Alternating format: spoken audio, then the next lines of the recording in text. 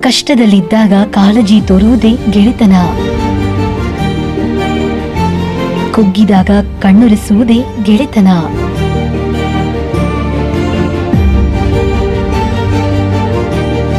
ಸೋತಾಗ ಬೆನ್ನಿಗೆ ನಿಲ್ಲುವುದೇ ಗೆಳೆತನ. ಒಂಟಿಯಾದಾಗ ಆತ್ಮವಿಶ್ವಾಸ ಕೊಡುವುದೇ ಗೆಳೆತನ.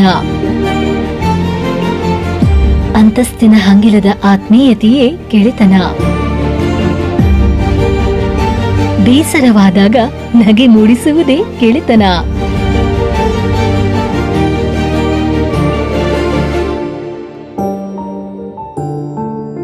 ಎಂಥ ಪರಿಸ್ಥಿತಿ ಬಂದರೂ ಒಗ್ಗಟ್ಟಾಗಿ ನಿಭಾಯಿಸುವುದೇ ಗೆಳೆತನ.